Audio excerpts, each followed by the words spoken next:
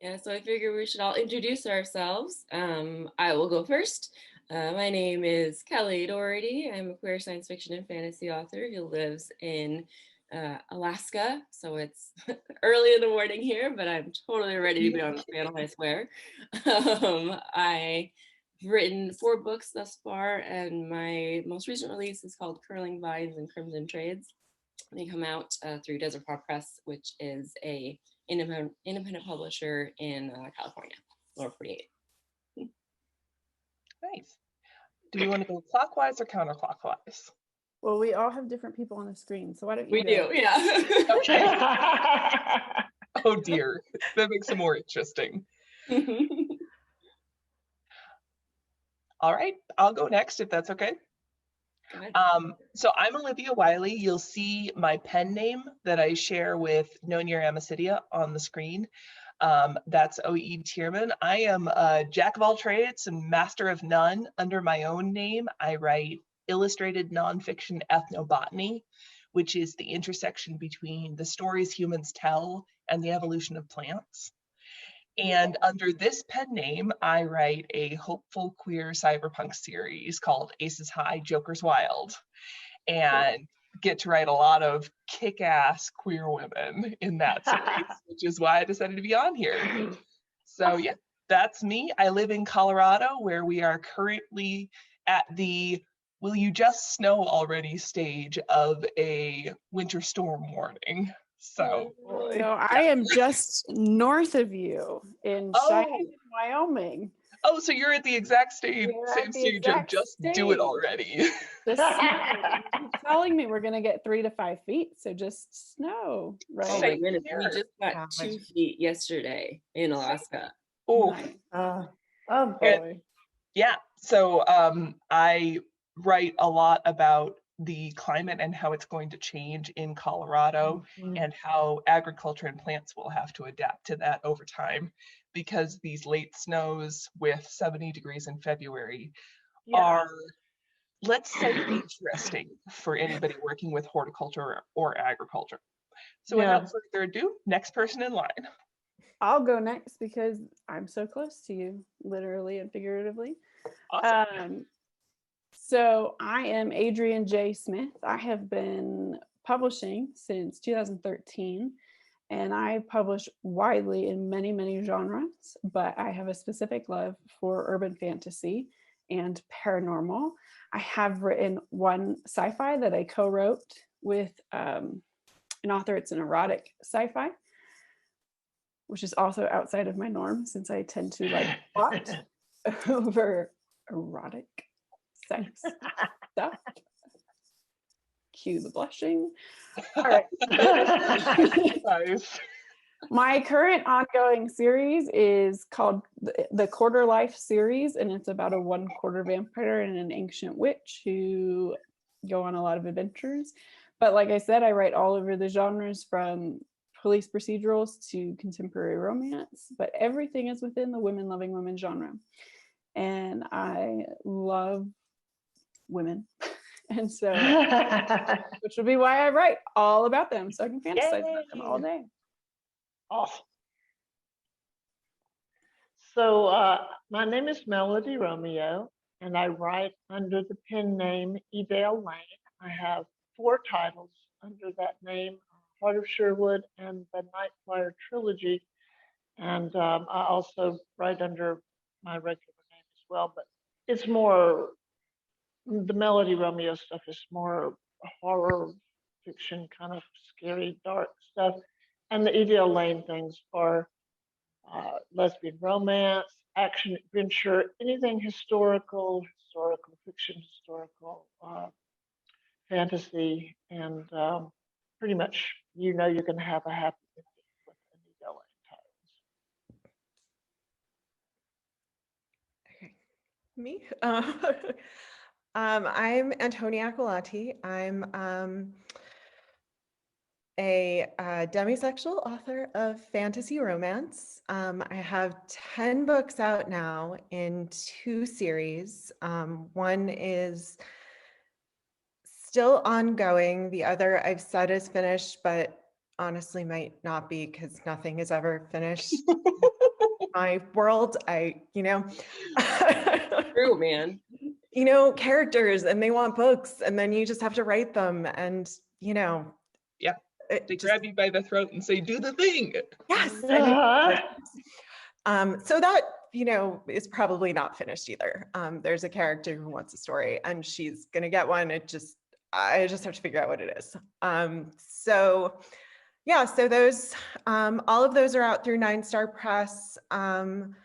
My next book, which I had wanted to have out already, but the past year has been a misery for writing. I think I'm probably not alone in that. So that's not quite finished yet. It should have been out, but it's going to be my first self-published book. So just as a experiment to see how that goes, but that'll be a new beginning of a new series with dragon shifters and lots of intrigue and fun stuff like that. So Cool. Yeah, so that's me. So first tip for this panel, don't should on yourself.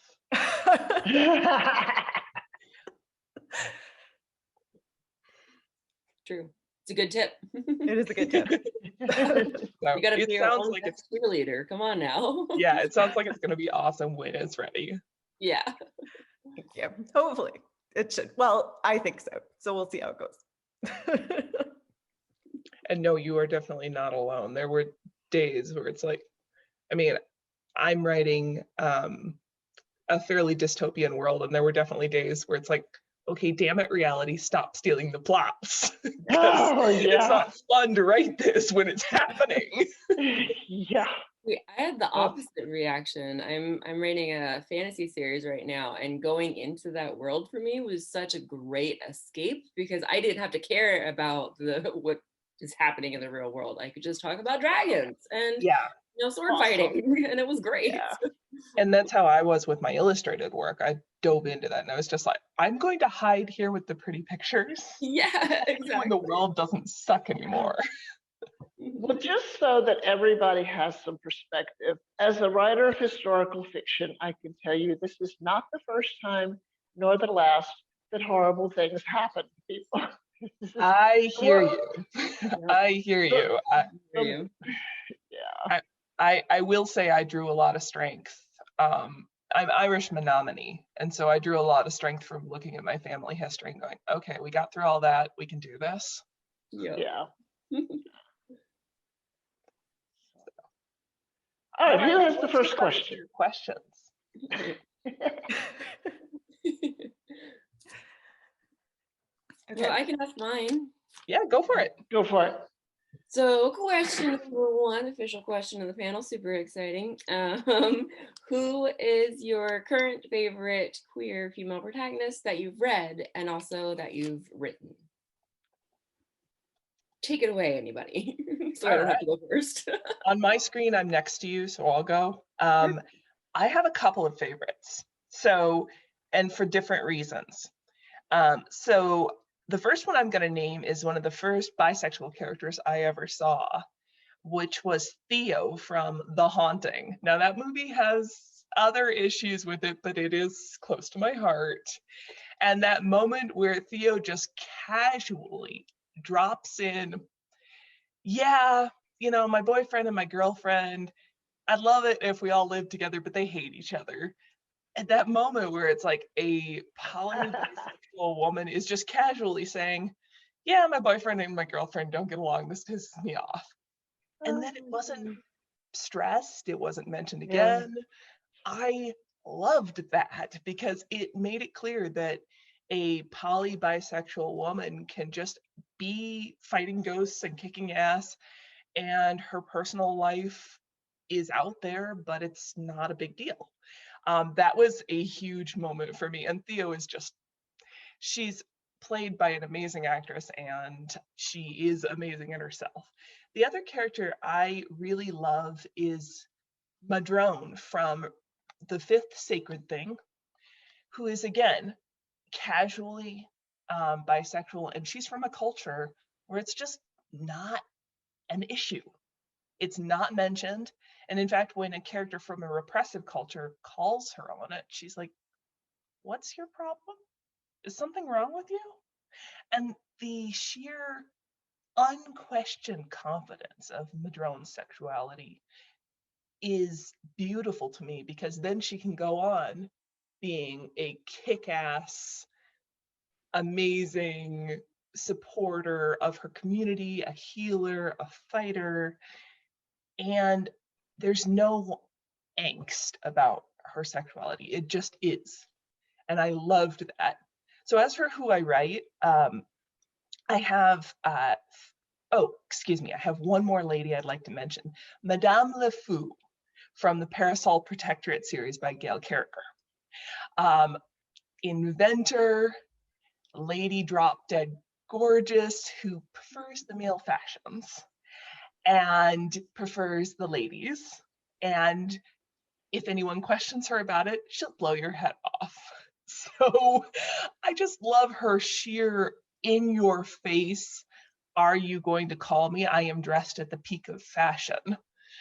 And this is set in an alternate Victorian era, by the way. So her response to anyone questioning her is, I am at the peak of fashion. And somebody will occasionally say, yes, but it's male fashion. Your point? So she can blow your head off with words or with a gun.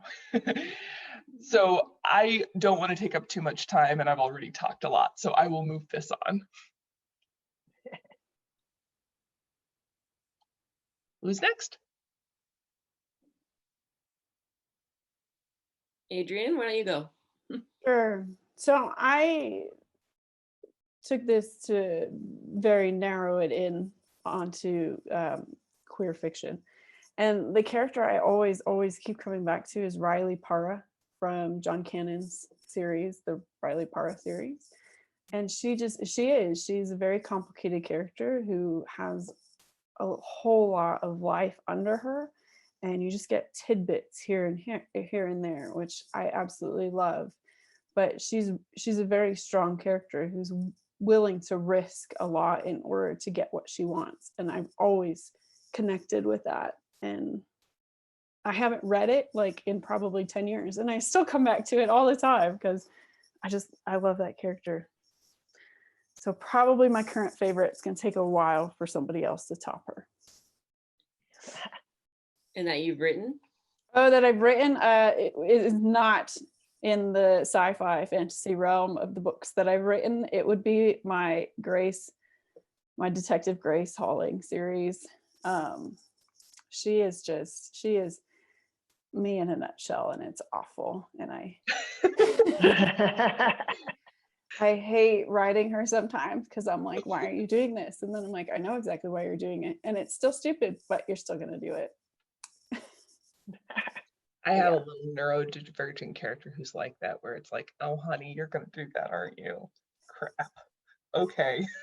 Yeah, except it's bad because it's what I would do. And even though I know I shouldn't be doing it, I would still be doing it. And I just write it through my character. And then I just go do it in real life. And awful. Inspiration is easy then. That's good. Oh, sometimes. And then other times you're like, oh, there's life smacking you right in the face.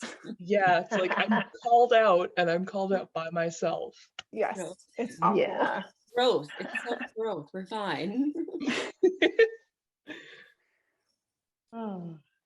Well, if we're going to go with literary fiction instead of movie and TV characters, I would probably go back to Izzy from Fried Green Tomatoes. And even though she's not overtly a lesbian woman, she just was not afraid of anything. And she was going to live her life, and she was going to stand up for who she loved and what she believed in. And I was just always very impressed by her in that book. And also from what I've written, I love all my female characters. I wouldn't write them if I didn't love them. But I would have to go with Robin of Locksley from A Heart of Sherwood, because she had the most to overcome of any of my characters. She lost her father, her brother. She got kicked out of her home. She was a fugitive and had to rebuild her entire life. So I think she she probably comes out. Okay, I have a horrible time picking favorites of anything. I am incredibly indecisive and like I don't know, it's just a mess. So, so I was trying to think like who's, what characters are my favorite and kept coming up with, 80 million. So I was thinking about just things I've read, in the last year or so. And I kept coming back to Gideon the Ninth by Tamsin Muir. I mean, those books are just right.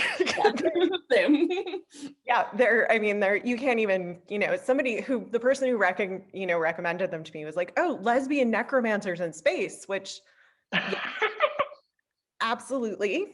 But they're so complicated and twisty and, and I can't wait for the next one to come out.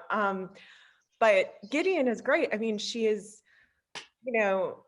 she's an orphan. She's had so much to overcome. She's a fighter and she's in the midst of this situation that's just a mystery and a mess and who knows what's going on. And she has this complicated relationship with the other female protagonist. And she's also just casually like, checking out the other girls around her. And, as she's like, oh, and now I got to go duel somebody. And oh, there's like somebody's dead. I mean, there's just stuff all over, but I kind of just loved that, spirit she has.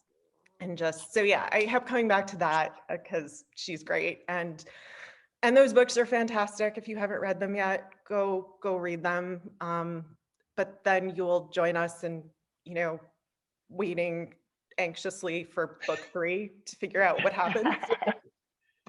The problem with series. It's just like, and it's not coming out till like next year and it's making me crazy. In any case, that said, I'm even worse with favorites with my own characters because they're all my little babies and I feel like showing favorites is just mean to them or something. I don't know. It's but one is I mentioned before that series that I thought was finished and is not finished because there's a character who needs another book. And she's a supporting character in the second book. Her name is Brialyn. She's the sister of the main character. She's asexual. She's this, powerful, sorceress. She has earth magic. So she deals with, things that grow in the world and just, everything. And she, throughout this book, she's just very strong and very sort of steady, especially as, the main characters are going through a lot of crazy. And really she's, as her brother's, mooning over this guy who's been his friend for ever and basically, knitting him things and never giving them to him and she has and she obviously can tell, she's basically like, yeah, okay, I don't really get this, but you like him, you want it, like, could you just say something to him? And so, yeah, she's very much that person. And she needs a book. I just need to figure out what she's going to do in the book. She hasn't told me yet. So, but when that happens, I'm going to be very, very excited to write about her. She's a lot of fun. Amazing. Yeah, it's hilarious that you actually mentioned Gideon the Ninth, Antonia, because that was going to be my pick too. Only instead of Gideon, I actually really liked Harrow, the other main character. She was just so freaking badass, and she was good at a necromancer level. She was like the best in her class, basically, and it was amazing for me. And she was really snarky. And she just completely like bowled over all the other characters. I really, really loved her. And it's probably because I read a lot of books. And so that was the last book that I read. And so that's my current favorite is Harrow, because it's really cool. I'm sure the next book that I read, I'll have a new current favorite because I'm also really indecisive with my favorites. But for writing, always my favorite character, and I love all the characters obviously, but my favorite one would have to be Misty from Sun-Kissed Feathers and Severed Ties. It's the first book that I wrote in my fantasy series, which I'm still writing today. And the reason why I like her is because she is not your typical hero archetype character. And I wanted to play with that with her. She's very awkward and she's very shy. And she has a love interest, but she's not going to talk to her. like, no, you're really hot, but no, I will talk to you as like Moonlight level because I respect you as a Moon Knight, but no, I'm not going to talk to you that I like you. Are you crazy? And I just liked that. I liked writing a character who was painfully awkward because I didn't see that a lot in my stories. And I liked having her grow more confident in herself. And she also gets a really cute companion animal, and I love animals. So I instantly connected with her. Oh, that's awesome.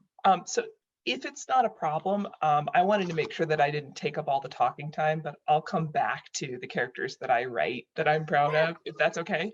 Yeah, definitely. Go ahead. Okay. So I write a unit in a fight to bring representative democracy back to the America of 2155. So I get to write an ensemble cast, which is huge fun. But out of that collection, I have 3 characters who are my favorite ladies to write. And first of all is Janice. She is a hydroelectrics officer, which means she makes sure the water runs and the power from the power cells is going right through the system, and the air through the base is clean and breathable. She's trans and she is completely comfortable in herself. She is in her late 40s. She's essentially so past all of the worries that she's just completely relaxed. In fact, she browbeats one of the other characters at one point because another character is trans and has just talked about it, and she's like, and you didn't tell him he could come to me. You're an idiot. And of course the character's like, I don't tell on other people. And at that point she's just like, whack. Why didn't you? Could have come to me. I love writing a character who's so comfortable in her own skin that nobody questions her. And if anybody does, the response isn't anything beyond a couple of blinks and go away. You're wasting my time. I like balancing characters. So on the other side of that is Yvonne, who is a requisition specialist, which basically means thief. And she is all the bubbly lesbian energy you can picture. One of her things on the base is that she's really good at pulling pranks. And regularly something will happen and somebody down another hallway will yell, Yvonne! And kind of pulling in that MASH 4077 energy of, what did you do and why? Oh, I know why. You thought it was funny. And really getting that playful energy in there. And she's very exuberant, very relaxed about her sexuality. She'll grab her wife and just kiss her because something good has happened. And the only time anybody from another base ever questioned her, she got a can of spray paint and drew a fanged vulva on the guy's Jeep with the words "bite me" under it. So you don't start shit with her. And in the nice middle between those two is the commander's little sister, Naomi, who is the munitions officer. And she's ace, but what I really wanted to represent was ace doesn't mean emotionless. So she is completely a family person. She takes care of her family fiercely, and that's the whole base.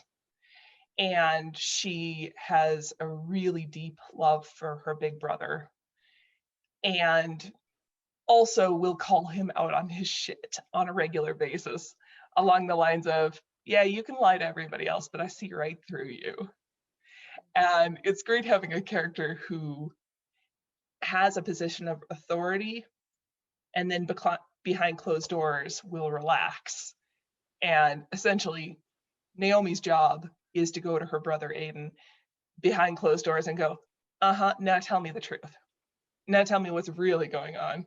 Now tell me how you really feel, because you gave the inspirational speech. Now how are you handling it? And she is very much I would say she's the backbone of the group, the backbone of the base. She's the one who quietly walks up to all of the characters nobody else can reach and goes, hey kid, how are you doing? And no angst, no drama, just, okay, we're gonna deal with that. Yeah, I see you have a stick up your ass. Let's fix that. So those are my 3 favorite characters to write, because they showcase things that we often don't see as a culture. Nice. I love all these answers. Good job, guys. All right, who wants to ask their questions next?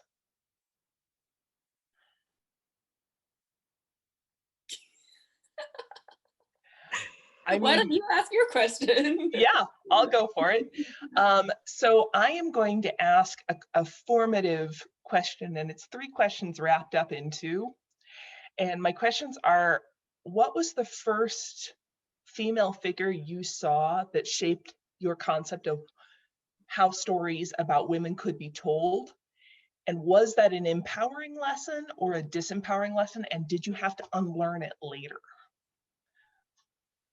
Okay, well, I'm the oldest, so yes, I want to hear your answer. Mine's going to go way, way back to Linda Carter in Wonder Woman, who was the first action female character I ever saw on TV. And of course, I just fell in love with Linda Carter. Oh, beautiful, wonderful woman. Look at her out there fighting. And even though it was really hokey and really stupid, and she had goo-goo eyes for Steve, but it still was, oh, it's someone who's not the maid, not the secretary, not the wife. You know, she's the hero. And so I really became fixated on female protagonists and the excitement of how now it doesn't have to always be the guy doing everything. You know, now a woman. And I didn't have to unlearn that. I just enjoyed the unfolding of there being more and more. Bionic Woman, Xena Warrior Princess, Buffy the Vampire Slayer, and they just kept coming. And now it's fairly common to have a Ripley from Aliens, you know, somebody who is the strong, kick-ass woman, and yeah, that's awesome. Yeah. So for me, it would be Catherine Janeway from Star Trek Voyager, 90s kid. Awesome. Yes. So I loved having a woman in control and in command, and she had such poise. And I loved that you could also see, you know, Olivia, you were talking about that opposite side, right? That, okay, well, I'm going to be strong, I'm going to give the speech. And then like 5 seconds later, you'd see her and you'd be like, what the hell? Yes. I can't handle it. That moment when she falls back in her chair and just goes, ugh. Right. I love that like play that they did with her. And so, and just how much power she had and how she handled that power. What I didn't like and what I had to unlearn was that the power then isolates you to the point that you can't have those friendships and those relationships. And I missed that a lot in that series.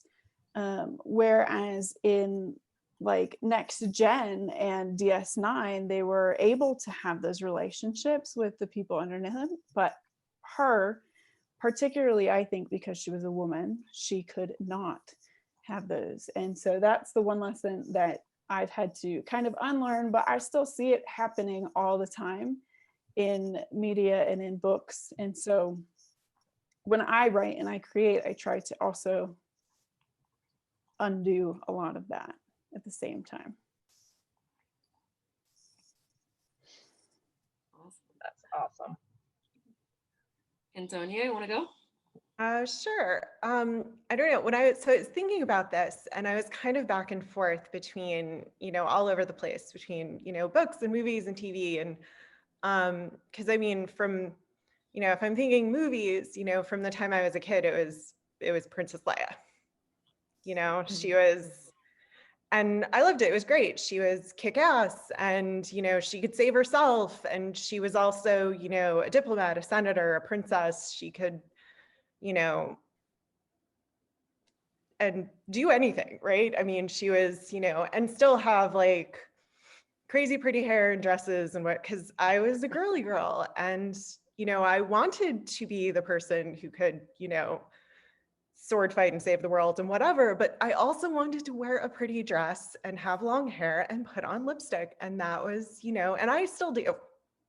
And so in some way, I just, that was great. That was, she was there from the time I was a kid, and I saw that movie, and that set up a lot. And then I was sort of thinking books, and because one of the books I read, I probably was around 10, Tamora Pierce's Song of the Lioness Quartet. So there was Alana, and she was great too. She was kick-ass, but wanted to be a knight, was going to get what she wanted. But it was that whole, and I feel like for a while in that sort of genre of books, there was a lot of girl throws off girly things, dresses as boy, goes and does, what. And it was that like, you have to do this to get what you want. And I'm like, no, I don't like that, like and it's fine if you want to, like, dress how you want, be how you want. But you shouldn't be forced. But you shouldn't be forced to do it. And I hated that sort of feeling for a while, reading all these books at that age. Oh, do I have to do this?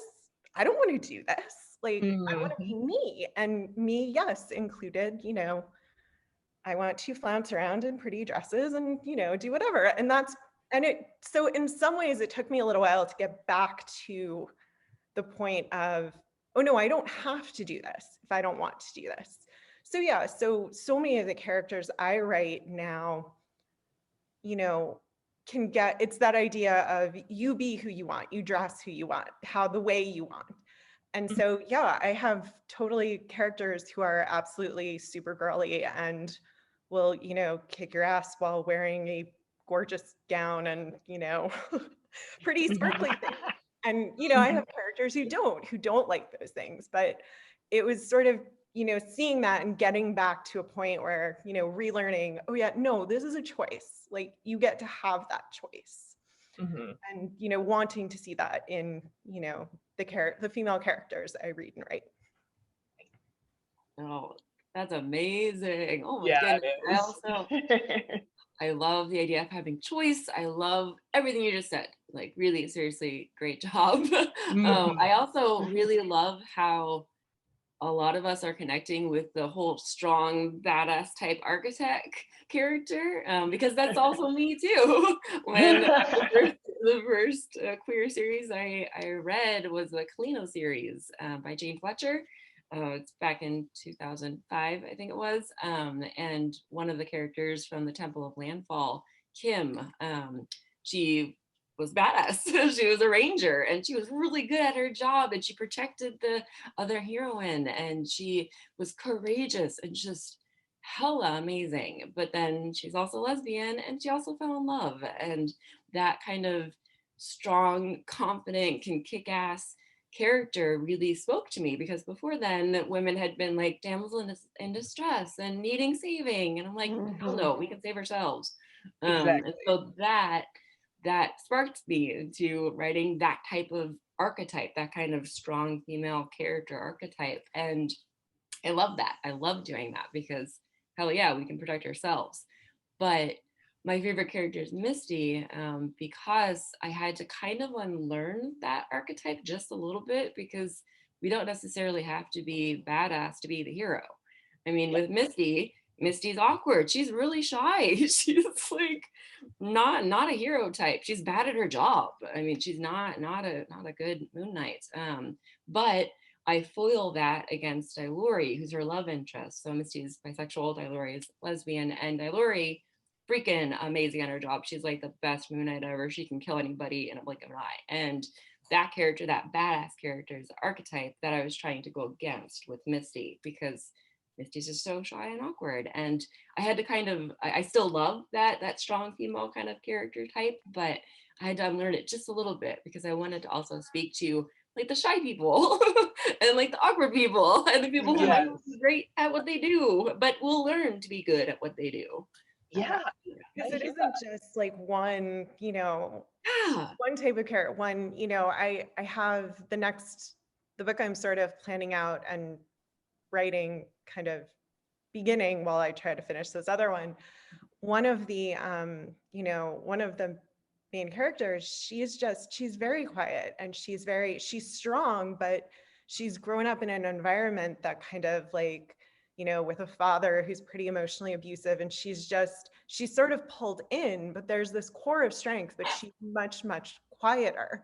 And so it's okay, like you can have those people too. And I mean, she sort of contrasted, and I am super quiet, super shy, and, you know, all of that stuff. So it was, you know, yeah, you need those characters as well. Yes.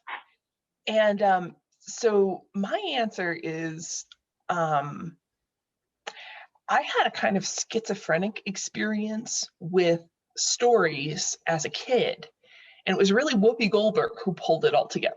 So the explanation for that is my family has a very strong storytelling culture, and I was growing up with stories of the Tuatha De Danann, the fairy folk of Ireland, and Donna, the woman queen, and Maeve, who led warriors and had war bands, and these women warriors who trained anybody, man or woman, to fight and had power and magic. And then I was getting family stories about our relations who got us through emigration, who got us through our, you know, all kinds of family traumas. And I was also getting stories about women like Ada Deer. But at the same time, I was watching movies like Dirty Dancing and Pretty in Pink and Footloose. I mean, I love those movies, but let's be real, they had problems. And I really had a kind of bifurcated experience of there's strong women in the past, but are we not supposed to be strong anymore? I mean, what happened? Yeah. And and I felt like there was this, okay, this was my childhood understanding of it. There was a break in the Victorian era, and all of a sudden we couldn't be strong anymore. And then I started watching Jumpin' Jack Flash. And yes, my family's really into old movies. And some of the movies with Whoopi Goldberg where she's just like, you doing what? You what? And yeah, she can be awkward, she can be clumsy. I think there's a scene where she trips over her own feet trying to run away from someone, and it's played up, but she wins. She's a heroine, she's strong. And I felt like she started the trend of being a normal woman who is also the protagonist, who is not in a romance per se, who is allowed to have agency, and broke that mold of you either get to be the good girl or the bad girl, or I felt like she broke the Madonna or the whore thought process in storytelling for the modern era. And I loved watching her. So that was my big thing. And I had to, oh, sorry. Oh, no, go ahead. Oh, I just had to unlearn this concept that the days of the great strong queens were past, and that the days of the great doings were over, and that we didn't have warrior queens anymore. I mean, we're more egalitarian now, but we still are warriors in whatever way we choose to use that power. And we still are powerful. That didn't just end. There was a period of the culture getting mixed up, was all. And those stories weren't being told. Well, we have a question in the chat. And it says here, I love what Kellie said about subverting stereotypes. How have you done this yourself in real life? Like Antonia talking about wanting to kick ass and wear dresses and lipstick. Oh, I can actually speak to this if that's okay. Sure. I own a landscaping business, and more than a few times in the course of my daily life, I will put in a 9-hour day in work boots and a hat that comes out to here and gloves, pushing around rocks, getting things designed. And then I will take a 10-minute shower, clean up my hair, put on earrings, and we'll go out for the evening. And I love the chameleon aspect of it. I love the power of choosing how I'm seen. It's been funny because normally I wear my hair, and when it's all clean, all brushed out, it's very curly. Right now it's kind of just stuffed back. But I have had clients be surprised when I showed up to do the property we discussed and I designed for them. And they took a minute and went, are you? Because they can't see my hair when I'm in work clothes. They can't. And I normally dress quite nicely for presentations of a project design. And then I show up in my work clothes, and I have had clients be like, are you the same person? I love that.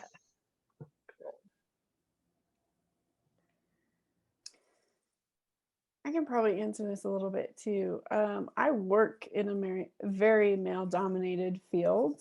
I am an ordained minister, and I work full-time in ministry, and I'm a senior minister of a church, and so I preach on Sundays, which is why I'm not here tomorrow. And you know, I subvert the stereotype of kind of what it means to be a minister. Ministers tend to have already like this this very pastoral and caring nature about it. But being a woman in that, they tend to put me into that role, and they expect me to do a bunch of pastoral care and therapy and counseling. And that is not my thing at all. I am like the visionary. I'm the leader. I'm like, let's get this shit done. Let's go and do it. And so I subvert that every day in how I lead and how I do those things. Also, just in general, I am married to a man, but I am the breadwinner in the house massively. Like currently, I am the only breadwinner in the house. And so it really subverts kind of the expectations. My husband was born and raised in the South.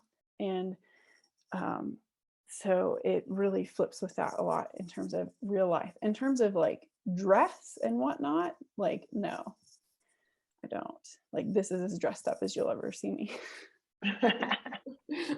Yes, I'm very much like you. Yeah.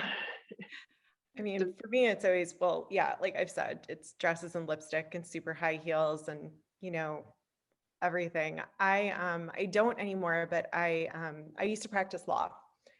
And when I was working as a lawyer, I was working in the South, and it was still, you know, it's 10 years ago, and the law firm was still many more men than women. Most clients who came in were men. And when I came in with my long hair and my, you know, super high heels and, you know, my bright red lipstick, because I honestly just didn't care. I was going to wear the lipstick I wanted to wear. I figured, you know, you're gonna, and I wasn't a courtroom attorney. I was a corporate attorney. So, you know, I didn't have like a judge yelling at me or anything, but you really did. I mean, you had people, you know, looking at you like, wait, where's the attorney? Where, you know, like, are you the secretary? Like, what's going on? And you just kind of, you know, I was like, whatever, this is what I'm doing. I'm here, you know, I've been doing your work. You just haven't seen me in person yet. Hi, this is me.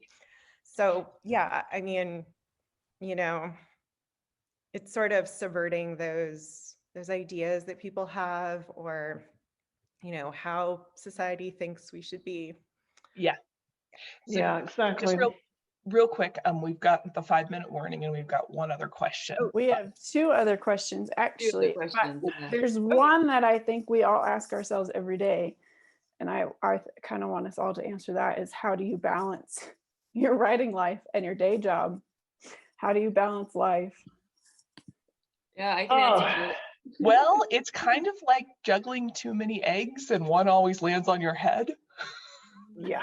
That's how it feels sometimes. One always slaps you in the face. Yeah. Well, yeah. I'm an over-the-road truck driver, and I drive sometimes working up to 14 hours a day sometimes. Other days, not so much. And so, you know, when I'm sitting at a shipper or receiver waiting for my truck to be loaded or unloaded, I'm getting chapters done. And then I have to drive for 12 hours. And when I get where I'm going, I'm just bushed and fall asleep. But it, you know, you just, if it's something you want to do, you do it. You find the time. Yeah, exactly. Yeah, for me, I'm an office assistant during the day, right? So that's like a normal 8 to 5 job, and then I'm a freelance editor at night because I like to stay busy. So then my writing time is the weekend, and I, like you said, Melanie, like you have to carve out your own time, and the weekend is my time to write. So don't talk to me. Yeah, and for me, I do seasonal work, so in the middle of May, I'm lucky if I get a chapter done. And then in the middle of December, January, I'm putting out whole books and turning things out. And that has been a good system for me. The only problem I get occasionally is fans will be saying, "Where are you?" in the middle of May. And I'm like, "In a garden." And I've just made it very open with everyone. And this is where it's nice. I have a working partner, a writing partner, so I can sometimes shout out, "No, dear, help! Can you cover this? I've got 14 hours of planting ahead of me. Help!" Which is lovely. Awesome. And yeah, I will say though, sometimes there's the passion. You love working on it, so you find little moments that you couldn't pay me enough to do the kind of scheduling that I do because I love it. It would be impossible. So you do it because you love it. But I also want to encourage, I know we're short on time, but I want to encourage, don't use that as a stick to hit yourself with. Don't say, I have to do this because I love it enough. You need to rest too. Every human being deserves rest. You don't have to earn it. So if you need to rest, if you just don't have it in you that day, that doesn't mean you don't love your craft or your story. It means you're tired. So sleep, rest, take it easy, watch a movie. Yeah, you need to refill the well every now and then, you know. Yeah, absolutely. Don't let people use passion as a write every day to be a writer. You are a writer if you write. Make your own schedule, do what you need to do. Everybody's going to be different about how they write and when they write. So you're going to find the way that works for you. Yeah. All right, we need to wrap up. Yeah. So yeah. Well, thank you everybody for being here. Yeah. So if anyone wants to chat some more, we can go over to the Discord, and I'll be hanging around there for a little bit. Awesome. I will try and pop in. I need to do a couple of other things, but thank you. And everybody take care of yourselves and keep writing.